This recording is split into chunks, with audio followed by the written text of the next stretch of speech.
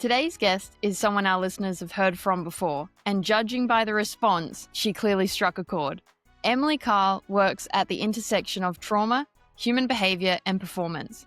Her work looks at how people carry experiences and how those experiences show up in the way we lead, coach, compete, and live. In our first conversation with Emily, we explored trauma, resilience, and the idea that healing isn't about bouncing back, it's about growth. And one of the things that makes Emily's perspective so powerful is that she looks at sport through the lens of humanity first, not just performance metrics. So when Emily recently sent us something she'd written called 10 Things I Wish Every Coach Knew, we realized pretty quickly this wasn't just a list. It was basically a masterclass in how coaches think about athletes, performance, and people. And honestly, we could probably do an entire series on it. So today we're pulling out a few of the ideas that stood out most. Emily, welcome back. Thank you so much. Last conversation was so fun, and so I'm excited to do another one with y'all. And I'm glad that y'all love my nerdiness and let me just be me in this. Oh, we love it. This is we just wrap you up here, Emily. We're keeping you because you're a hey, I'll say it. let's talk about that moment. So Laura and I did receive the, 10 things I wish every coach knew. And both of us just went, I wish we could go through every single point of this. And in some ways, I'm sure we'll grasp as much of it today as we can. But why did you start writing this in the first place? Actually, after our last conversation and then talking with additional coaches and like some frustrations that I was experiencing, but it was really when Laura was talking about how we need to have some of like the psychology and the physiology taught to coaches. And I'm like, okay. And it's how I actually wrote my first book. It was around like if they tell you like if you're on an island, what would be the one thing that you would want to say to the world?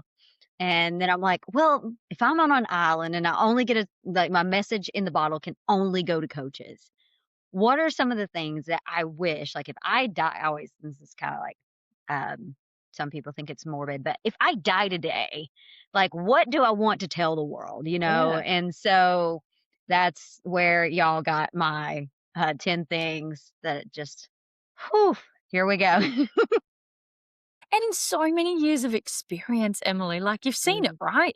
You're coaching people through it day and night. Mhm. And actually, this year, even though I've been doing this work for longer, this week is actually my company's seventh birthday.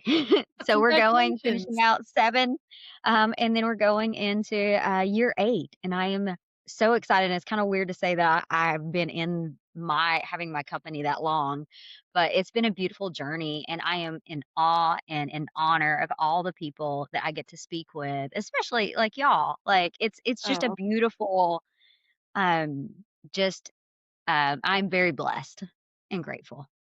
so good. We all are. We all are. To work in the sporting space is an absolute privilege, right? Sometimes it's tough. And Yeah, on most days it is. those coaching conversations are absolutely no exception.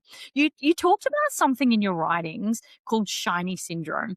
And I suspect there are many coaches knowing exactly what you mean. My friends and I, as soon as I read this, I thought, oh my gosh, my friends and I call it shiny object syndrome or SOS, right? Because what we realize is when we're distracted by the shiny object, it's because we almost always need help to stop looking at it, to do the Mhm. thing that we're not supposed to be, that we're supposed to be doing instead of picking up the shiny object. Tell us in your words, what's shiny syndrome? I actually love the SOS. Like I'm stealing that going forward. I'll give you all credit for it.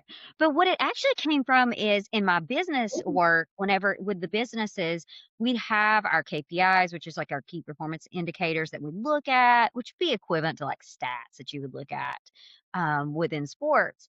And it would be like, we have this goal, this is where we're set to, and then we're on a great path. We have the strategy. We spent even like 4 days coming up with the strategy for that plan.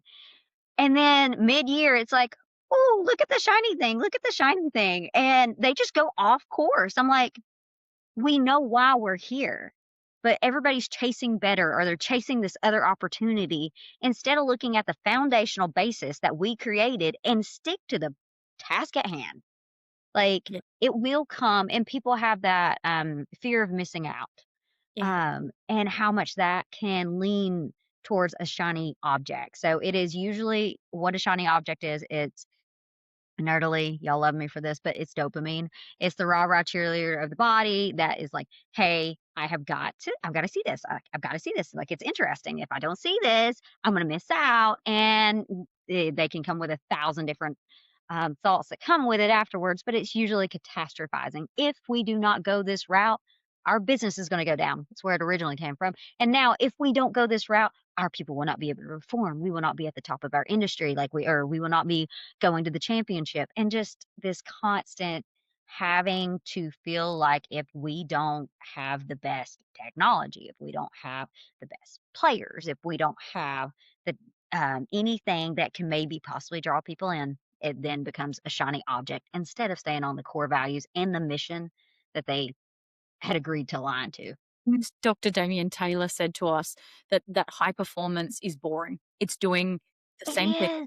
over, over and over again, right? And so this lure of a distracting shiny object is so real. It's the latest technology, or it's the, whatever it is, it's the latest buzzwords, or something that kind of goes, I could get out of the mundane if I could just step ways into this shiny object over here, knowing full well you want to stay in high performance. Keep doing the boring things. Yep. And I fish. And so it's actually we have shiners. Literally, it's meant to catch the fish. And Yeah, so that's what it's doing. It's catching people. It's not yeah, that it's good for them. yeah. It's sometimes taking them out of their atmosphere where they can thrive. And Emily, I sometimes might be a fish. we all have the tendency to be a fish sometimes. There's a chance I'm a fish. I love What that. happens though when there's so many tools? Like there's so many shiny objects. It's I don't know, it feels overwhelming. It must be overwhelming in these coaching spaces as well. It is specifically, I know in the sport of baseball, that is the one that went so analytical and heavy on that.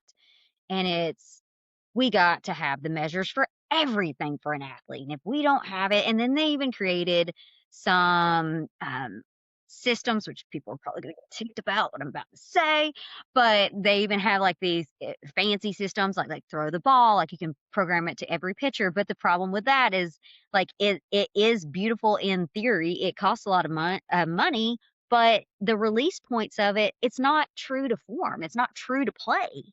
Yeah. And so you can get the ball to move any way that a pitcher throws, but the ball comes out of a little hole. All they got to see is where that hole is, and that hole is an indicator if they can watch that. And so it's where I have the issues with this is one, you are making an athlete a robot. You are trying to data them to death. And one, some of them don't even care. Some of them do. So we have our WISE sport assessment. And with that, we have to know. We look at our athletes and we ask them, like, how do you want to be reviewed? Some of them don't want to look at the data, and that's okay. They'd Mm. rather have somebody with them to be able to watch them in motion. They'd rather have the human to have the conversation with.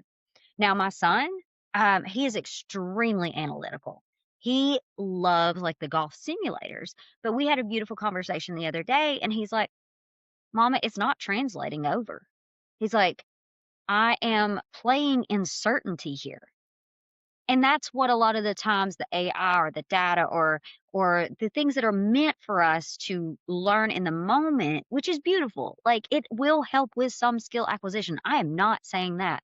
But is it helping with skill translation into the environment and the sport environment of play? And that's Mm. really what we have to see. And it's different for every human. There's So complexity. so true. And we've heard the term analysis paralysis for a long time, right? We know that death by data is a real thing. You said to us, and I love this statement, you said technology without a wise foundation becomes knowledge overwhelm. And you can't do anything in that state. No, you can't operate from overwhelm, right? That's where we start to shut down. So what do we do to help a coach get through this too much data phase, or when they're operating in this space of lagging indicators, as you call them, it's retrospective data. It's things that have Mhm. happened. How do we help them? So twofold of that. One, you got to know your athletes. You Mm, got to. You got to take the time to know your athletes. Know what works for them, where they feel the pressure of all the data, especially how they grew up also with it. I know we talked previously on trauma. Like if you've been data to death, I don't want to look at it because it can give again, it can give some of that anxiety. The other thing is I love leading indicators. What is something like within some skill acquisition, like you can see like the hip rotation if it's going too early. Those are beautiful things. Those are cool because they look and you can film and see where the athlete may be starting the movement and make it help. But then there's things with the translation. Whenever you talk about the body, you can't say, hey, you're moving your hips because humans don't know very well their bodies in motion. So mm, you have to say, move your right pocket across. Like, and you have to say, like, or we'll say, like, the logo, move your, try to make the logo go to the ground. Mhm. Or, and so we have to find ways, or like a shoelace. You want something detached from the body whenever you're talking about humans, the interoception aspect of it. So there's just little factors along the way. And then understanding that technology is a resource, it is not the source. If we're going to continue to put it at the idol of a god, we have to actually make sure that we know what we're talking about too. And unfortunately, I've seen this too many times where yeah, hopefully your audience can love me through this. But I have an issue whenever I have coaches and I have my data analyst come and tell them exactly what's happening. And they're like, oh, I don't like that data. Can you make it say what I want? You want to get me hot in 3 seconds? That's a quick way for it, especially if it's at the expense of the player or we don't tell the full information on the data and the player is smart enough to know what you're actually saying, but you want the data to say the information that you want it to say. We know this within research. We know this within number. Like, I once had a data analyst. She was a doctorate, and she came to me, and we were talking about the WISE assessment. And she basically was like, "Tell me what you want it to say." And I'm like, "That's I want you to be a blind study. I want you to look at this and destroy it every way that you can so that I can find the pitfalls. I'm not wanting validation for and that's biases. And so that's sometimes that you have to make sure I say check yourself before you wreck yourself within the data. mm, Because we can make data say whatever we technically mm. want it to. It is a minefield, and increasingly, right? At the end of Mhm. the day, there is always a new tool being developed for something, and each sport specifically, someone gets passionate about it and happens to have some very strong data development skills, and so they're throwing new tools at it. I wonder if there was a filter we could give a coach before they brought in whatever the latest shiny object was, what should they be asking? I love that you asked that question because that was my other point to this is you got to have the foundation right. I had a recent coach, so excited about a new AI thing that showed a heat map of like their players and how like basically it was grouping them together, which I can get frustrated with because you're just having decision fatigue in what you're doing, and your brain likes categorizations. But by categorizing people, you're taking out the complexity of humans, which can be dangerous. Yeah. And so he was so excited. He's like, it made me think of your WISE assessment, and I was like, oh, uh, and what I told him, I was like, that's great, but here's the problem with this. One, are they allowed to argue with the data?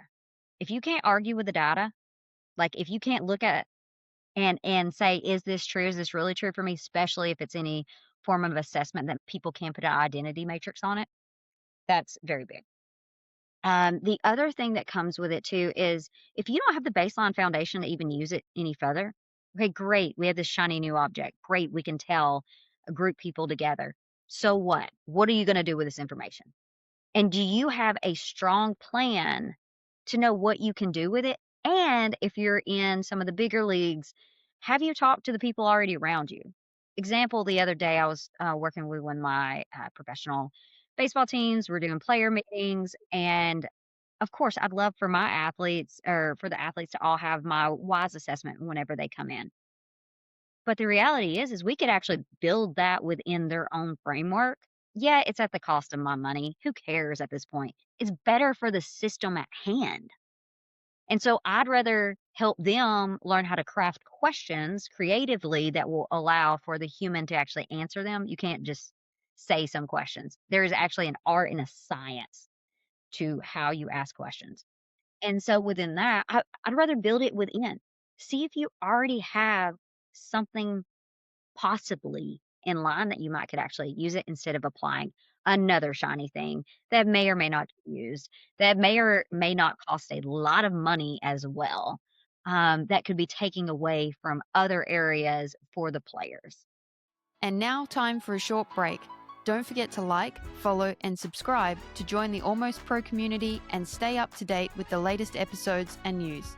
To find out more or to apply to be a guest, visit almostpropodcast.com today. One of the things that gets me, I think, about coaching is there has to be a level of player autonomy, creativity, right? Like allowing them to be their own athlete within this. And that filtering down is so important. We don't want to overwhelm the players going out with, okay, you need to move exactly like this, and this is exactly how we're going to do it. Because one of the terms or the feedback that I have heard players say to their coaches is, I feel like a robot. And that really gets me, because that sport for them is often their freedom of expression. You know, we also hear the terms, and I think it was mentioned in the F1 movie even, you know, when the driver's sitting behind the wheel going, I feel like I'm flying. And we hear that across quite a lot of sports. So when we take these objects, when we take the data, and when we take the example you gave about your son in the golf simulator is perfect as well. When we transfer these skills and this information, we put it under pressure into these real situations, like how do we best transfer this into reality? Oh, I love that question because it goes to one of my favorite theories, DC and Ryan, self-determination theory. Having the psychological nutrients, which is competency, autonomy, relatedness. They have got to know the information. They've got to have a choice in the information, and it's got to be relatable to them. If it's not, they're going to get out. And if we don't have curiosity, which the beautiful thing is curiosity is actually linked to dopamine. If we don't have dopamine, we don't have fun, and then we don't have focus. Dopamine is actually beautiful for focus so that we can be able to do the task at hand. We can understand the skill acquisition. We can have fun in the moment. I was actually talking to somebody today, and he loves to fish. And this may be the fishing episode. Here we are. But and I asked him, like, so do you do tournaments? And he's like, no, it takes the fun away from it. So he has now gotten to the point of he wants to be creative. And by adding the pressure of having to catch something and having the pressure of meeting certain goals or demands, it's turned him away from it. He goes, I just love going out on the lake, and that's my time. He's a person of faith as well. So he's like, it's just me and God time. Like, I just want to be able to just be able to sit and hear and just ironically cast out shiny little lures to catch fish here. But all that to say is that I have seen it too much that we have the robots. We want predictability. But I used to be an engineer. And so the fascinating thing with engineering is that, like, if I look at, say, this mouse right here, that clicker mouse, whatever, for my computer, this needs to be produced at a 99% confidence interval. I cannot produce a pitch or have a pitcher at even around a 30% confidence. Let's look at hitters. Like, we're doing good. We're 33% here. Yeah. And so we're trying to create robotic. We want human errors there. Human factors are there. Humans are complex. That's the beauty of us. And here's the thing, if we're not creative, like, who wants to watch that? It's a part of Right, sport, is right. we don't know the outcomes. The underdogs can come back and win. There's so many factors along the way that make humans, again, fascinating because the lack of predictability. within And it's training for the right environments too, isn't it? them. I mean, we had an episode with Tony Cook, a figure skater, remarkable figure skater. And one of the things she said is when she was growing up in those junior years, she would seek out competitions to be able to train for that environment rather than just stay in the practice environment. And I know that you mentioned something similar to us about skills learned in perfect environments not translating into games. And how much does that help the player development side of things when we do go and practice in the real environment as opposed to just in the training sessions? Yeah, so you want to train in a safe place that scares the crap out of you. Like, it's really what I want to do. Is I want you to get enough reps in the role where you're almost shutting down, to be honest. I Yeah. want to put the pressure. I think I mentioned this on the other episode. My favorite thing to do is ask the players what is the worst case scenario. Yeah. And then you put it here's the fun part about it is that you ask them all and then you take all that information, you put it in a hat and you let them pick. Why do you let them pick? Because of DC and Ryan and self-determination theory. They picked it and you didn't pick it. You didn't say, "Hey, you have to do this." And everybody's like, "Nah, it's all up to the luck of the draw. It takes the control out of the way." And it's actually giving it back towards them. And so my favorite thing to do is understand, like my son, the conversation about certainty. And he's like, "I need to get in more uncertain environments." He's like, I needed to get more comfortable with that. I was like, "Not really." I said, "The brain doesn't like uncertainty. It does not like ambiguity at all." I said, "But what it does like is whenever you can make the uncertain certain." So when it's in specifically with golf, which is one of the most mental sports, it's the one that I I say some words I ain't supposed to say. It makes me lose a little bit of religion and then I have to go back to Jesus even longer. Yeah. Because it's like, you stupid tiny ball, just go where I want. But there's so many factors along within that sport. And so it's rain. It's like the weather or not only just the weather conditions. Is there wind? Is the slope like so many factors? The type of grass, like is it how which do I hit? Do I hit a 5 iron, a 6 iron? Now there's hybrids. Now these like all these other ones. Um, and it's just anxiety provoking for me. um, It's coming through. but that's the thing. But for him, it's like okay I now, what I'll do is I'll throw a ball randomly on the course and I'll give him the 2 iron. And I was like, hit it with this. He's like, I'm not supposed to hit it with this. Hit it. We're in practice. Yeah. What's the worst thing that can happen? Yeah. And that's the thing is just adapting to hitting with the different types of modalities or whatever the objects that whatever sport that you're in. Finding ways that you can add variability to your training. Add within baseball, I love doing loud noises. So ball five chant. I also do this in basketball too. Just loud noises. I think I mentioned on this last one. If you can put like again, ask their stressors. Like most likely it's some form of a partnership with somebody. And put that relational strain in the audience. Being like, or visualize if they have this, if you know that they have an attachment to their parent, have them sit there, have them watch, have them understand the different ways that you can be impacted by um, just things that we know that stress us out. But you have to do it with care and love. Because athletes aren't robots, right? As we talked about. And Athletes that's are humans. athletes are humans, and that's the important distinction. I think that was what I read the clearest in your 10 points that you'd love for coaches to know was, just this underlier that says treat our athletes as the humans that they are and not as robots. You just touched on something that is requires a greater deal of understanding, and that is that what's happening for players in relationships or at home or off pitch, off court, off field, off whatever, is going to impact how they play. How are coaches missing this in the way that they're treating athletes? And then what's the consequence? Oh, you're human at home, work and play. Your physiology does not know the difference. If you I actually watched something from Saban today, and he was actually talking about like the NIL deals and all this additional pressure. I call it the new athlete. So not only in America do you have the NCAA transfer portals, And so now you're having smaller cohesion of teams because people can move. So you're dealing with that. Then you're dealing with the NIL. So people are playing longer. Then you have like the other aspect that can come in is the amount of years that players can play now. So you're having 26-year-olds playing against 18 and 19-year-olds, different physiology, different muscle structures as well.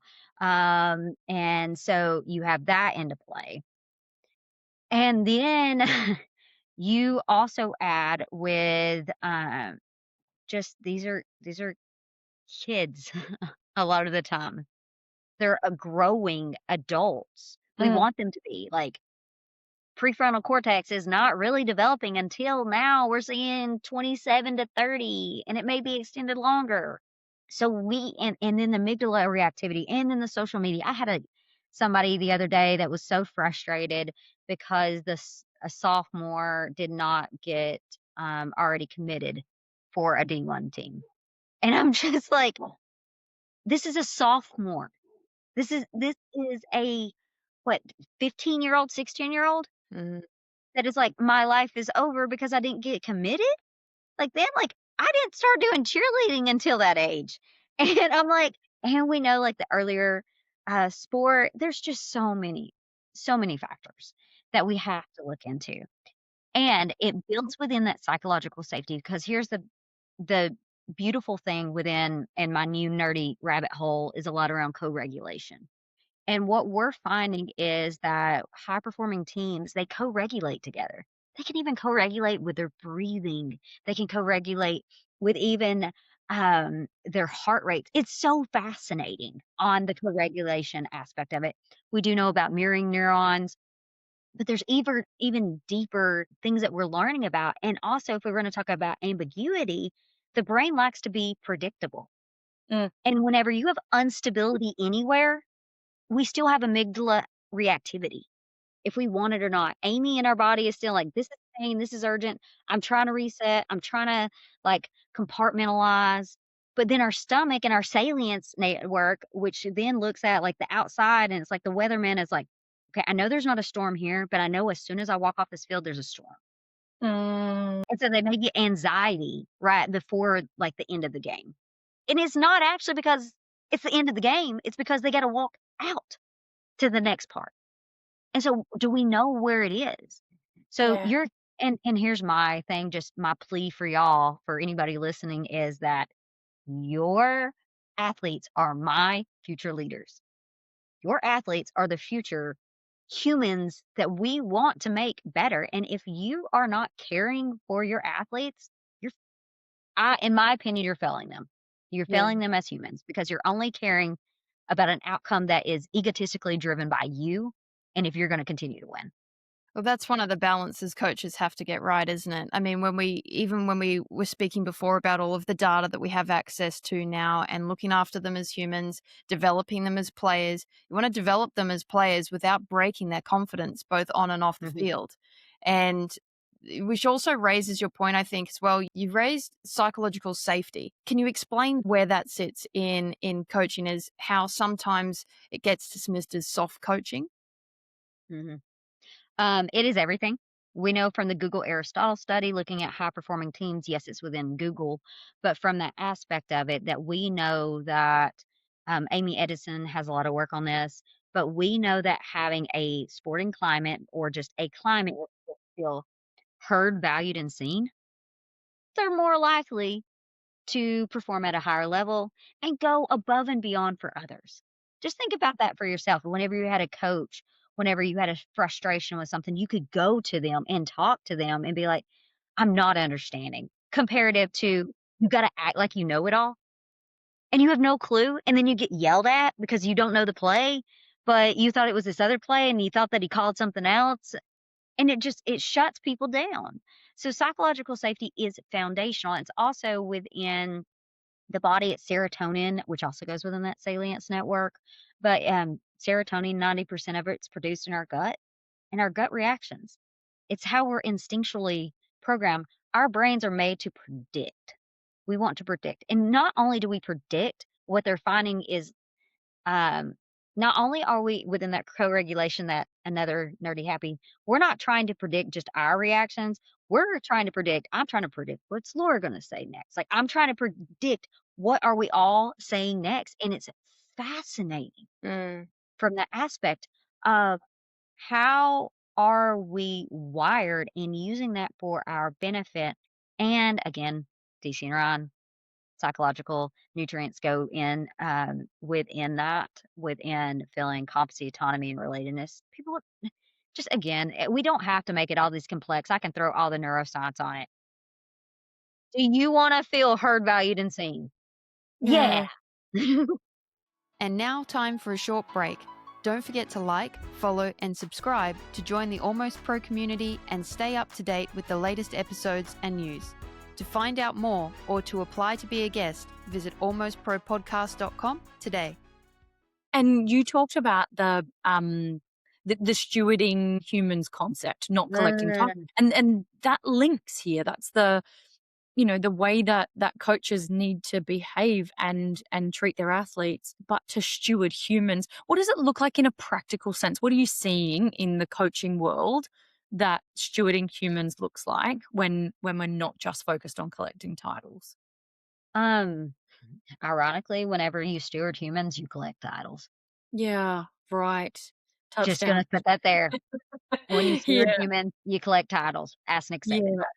yeah, But from that aspect of it, stewarding them is it's the principles actually it's a faith principle, but like whenever you have money or whenever you have a resource, how are you using it to the best of its ability, not always for your gain. yeah. And so stewarding it can be in a plethora of different ways. And I'll see stewarding like if you know an athlete may be a top performer, but is an absolute word, you're not stewarding your team well because not only are you allowing that to happen, you're allowing psychological safety to be hit. You're allowing for the full team dynamics to be hit. You're allowing and assuming that because they're the best on the team, that without them, that nothing's gonna like we're gonna lose. What if that one person is actually cutting the ability and hurting the ability of 4 others that could play at a higher level and better level, but can't right now because anytime they do something, they have this side comment. Or anytime they go up and say for a layup, and they're like, I don't think so." Like, "We messed that one up." Or just have these little comments or these looks that just take everybody off and it's like, "Okay, I'm not that confident. I Mhm. might not do this." And that is not stewardship. That's selfishness. Yeah. And again, I'm gonna tell you, I'd rather have we've actually seen this in the work world that you do better having not having the highest performers if they are not good humans. Because Yeah. what it does, the impact of the team, because we co-regulate, you're tearing down the team and you're not stewarding the humanity well, and you're actually failing that person too, because not only are they gonna treat people like this, they're also gonna go out into the world. And how they're treating people is also a reputation of what you allow. So true. I actually don't think you get away with it anymore because everything is so public, right? Like, Yeah. and I even think at junior rankings, like, one of my boys playing soccer for our American audience. So he had a player in his team last year that I think the ball was glued to his feet, either that or no one had taught him how to pass. But this year he said and the kid was great with the ball at his feet, but could have finished many a goal if actually he recognized there were other people available to him. And he did carry the mindset that he was just better than them. And if Mhm. he went it alone, and he made sure people knew that, right? And unfortunately, it cost them in the end. But my boy said to me this year, there's a new kid on the team, and he's exactly like that kid, except for he knows how to pass.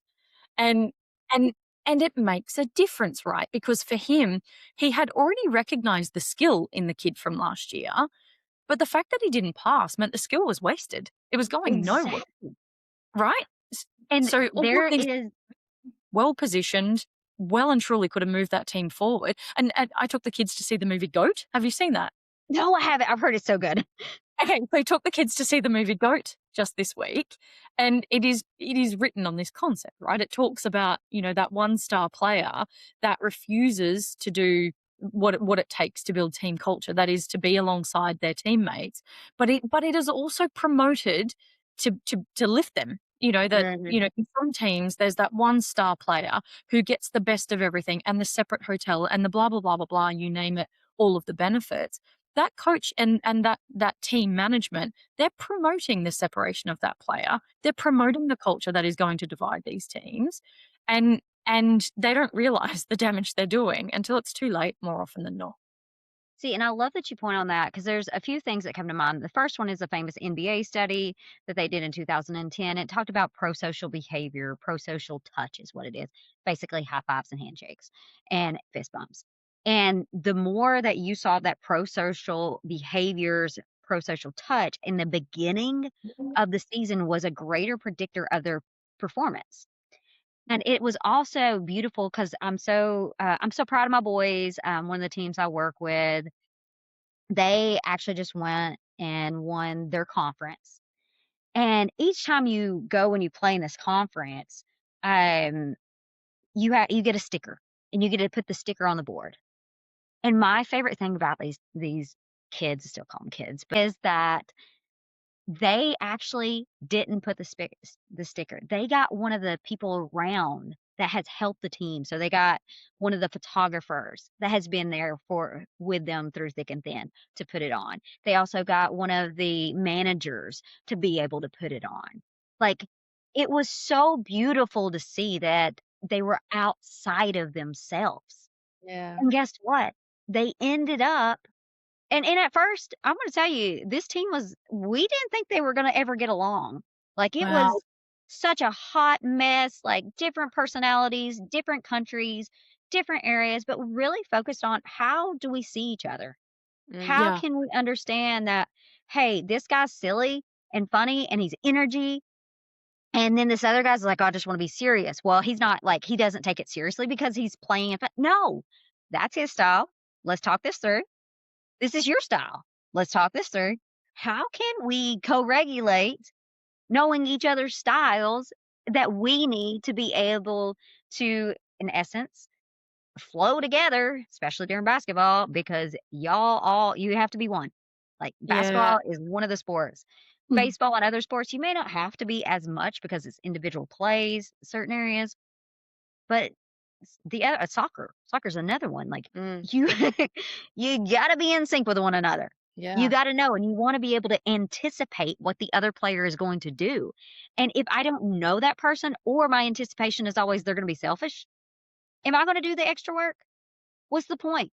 Right. What it actually creates is you stop positioning yourself ready to receive the ball because you know they're not going to pass it anyway, Yeah, right? I exactly. liken this to a big family. Like, we're a family of 8. And I feel like we're constantly trying to work out our team dynamic. Mhm. Who's vibing what at the moment, or what does someone need that's different to another? Because no two kids raised in the same house are ever the same. I know. But right, and so I feel like there's this constant readdressing of what the team requires, Mhm. and I don't think it matters, whether it's family, work, sport, or something else. I think when you gather a group of people, if you're not assessing what individual humans need, you're failing the group collectively. Exactly. Yeah. And that goes back to the stewardship. That goes back to every area that we even training in reality. That goes back into even the other part about the shiny. Throwing all those together is it's understanding the complexity of humans. Why do they do what they do? And look at them with the lens of love. Like, Yeah, and I come from the definition that love is patient, kind, honest, and understanding. And it does not boast ill will. What I love too is, like, if my players start going at each other, I'm like, "Whoa." And I saw this other day during a practice, and it was a stressful it was a fun I love it because it was a mental challenge game to induce stress, and it was around the free throw line. And so but then you saw 2 of the main guys starting to chatter, and, like, something was said that hit status for one of the players, and that was something that mattered to them. And so you've seen them shut off and then go to reactive baseline of just, and he's an amazing human communicator. And if you have an amazing communicator, they can communicate both directions. They can yeah, tear you down or they can build you up. And so it's Yeah. conditioning to what does this group need? And I was like, and I told one of the other leaders, I was and he's like, yeah, we're just all like, we're not a team, like just dissing each other. I said, tell me what you're grateful for them. What are they doing good? Where's the positive of this? Like, let's change the mindset. And it's not toxic positivity because sometimes we do need to call out on accountability, Mm. but you can call out in private and you need to praise in public. Yeah, I love that. I mean, let that be the gem that any coach listening takes from this, right? Hmm. Yeah, absolutely. Hey, Emily, I'm going to take you through a lightning round. Okay, let's So go. I'm going to ask you a series of questions. Our typical segment is that we would do a this or that, but we've done that with you. So we're going to do this one, which is a lightning round on coaching wisdom. I'm going to ask you a series of questions, and I want you to give me your first answer. Sharp, direct, hit me with it. You ready? Let's go. Let's do it. What's one thing coaches should stop doing tomorrow? Looking at, we didn't get to go into it too much, but lagging indicators. Like putting that pressure on the win, win, win. Let's look at what we can do right now. The thing athletes wish coaches understood. They're humans. Yeah. They have complexities to them. They actually Yeah. want to be heard, valued, and seen. Yeah. We all do. We all Mhm. do. Most overrated metric in sport. It depends on which sport it is. Actually, people are going to hate that I'm going to say this: the scoreboard. Ooh, I like that actually. Uh, Most underrated performance indicator. Underrated. Pro-social behavior. High fives. One behavior that destroys trust in a team. Commanding and controlling anything that thwarts power and people have to puff their chest out for. Yeah. Yeah. One habit that builds resilience in athletes. Put them in seasons of suck. One thing every coach should measure, but rarely does. Hmm. Positive communication, smiles, the climate, the team climate. And the best coaching advice you've ever had? Oh, that's a good one.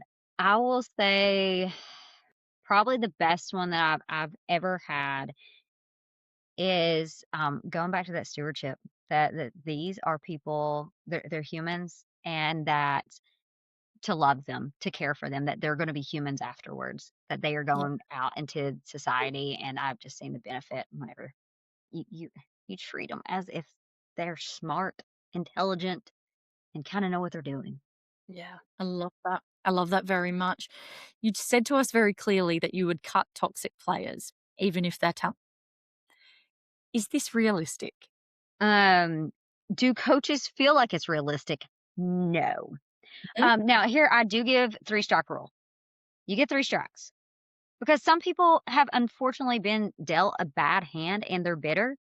Mhm. And can we get them to better? Have they ever Mm, been loved with honesty and accountability to get them to that next level? Now, if they keep mm. striking out, they're out. Yep. Yep. It's you don't see a lot of it, but I think, when you do, you see the impact afterwards, right? Hmm. Yeah. Hey, Emily, I have loved this conversation with you, and I'm so grateful that we've been able to get the majority of your 10 points across. I think there's value in and gold in all of this for athletes who want to manage their coaches. And I think there's a role for athletes in doing that, the same as managing our managers in a workplace. But also for coaches who are willing to see themselves in their roles as a steward of humans. Hmm. We started this conversation with something that you wrote that really struck us. You said the goal isn't more metrics, it's better humans who can execute under pressure. And I'd love for that to be our takeaway with you today. So thank you for sharing the wisdom you've got on coaching with us and our audience at Almost Pro. And we have a feeling this conversation might end up becoming your next book. Probably so. Thanks so much, Emily. Thank So great to have you back. thank you.